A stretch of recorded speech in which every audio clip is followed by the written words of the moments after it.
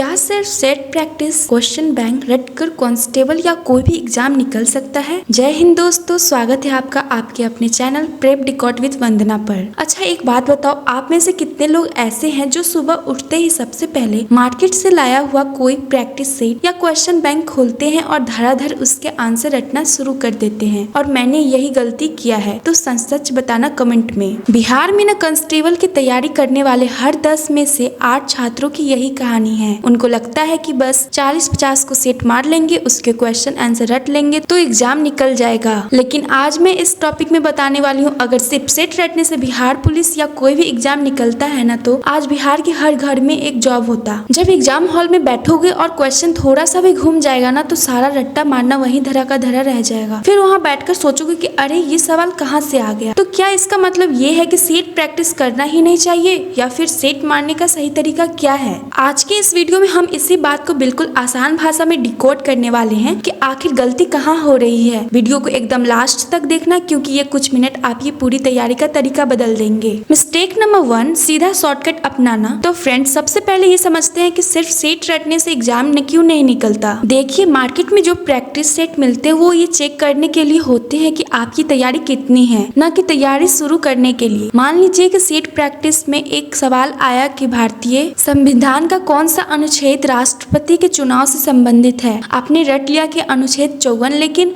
Exam में सवाल थोड़ा सा घुमाकर पूछ दिया कि राष्ट्रपति के चुनाव में कौन कौन वोट डाल सकता है। अब वहाँ आप कंफ्यूज हो जाइएगा, क्योंकि आपने तो सिर्फ एक वन लाइनर रटा था, उसका पूरा कंसेप्ट तो समझा ही नहीं था। यही वजह है कि जब एग्जाम में सवाल थोड़ा सा भी डीप या एनसीईआरटी के बेस पर आता है तो रटने वाले छात्र बाहर हो जाते हैं। तो अब सवाल आता है कि सही तरीका क्या है, हमें तैयारी कैसी करनी चाहिए। तो इसका सीधा और सिंपल फॉर्मूला है, पहले थ्योरी फिर प्रैक्टिस। सबसे पहले आप किसी अच्छे टीचर के फाउंडेशन क्लास या जीके जीएस मस्ती के नोट्स जैसे बेहतरीन चीजों से अपना बेस मजबूत करिए। जैसे अगर आज आपने सिंधु घाटी सभ्यता या साइंस का कोई नियम पढ़ा, तो पहले उसकी थ्योरी को अच्छे से समझकर खत्म कीजिए, और थ्योरी पढ़ने के बाद तुरंत सेट मत लगाइए। एक प्लेन पेपर उठाइए और बिना देखे उस पर लिखिए कि आपने क्या क्या याद रहा। इसे कहते हैं एक्टिव रिकॉल। जब आप सादे पेज पर अपने दिमाग से सोचकर लिखेंगे ना, तो वो चीज आपके दिमाग में हमेशा के लिए लॉक हो जाएंगी। सेट प्रैक्टिस का सही इस्तेमाल, जब आपका 60 से 70% सिलेबस इस तरीके से पूरा हो जाए, तब मैदान में उतारिए अपने प्रैक्टिस सेट को।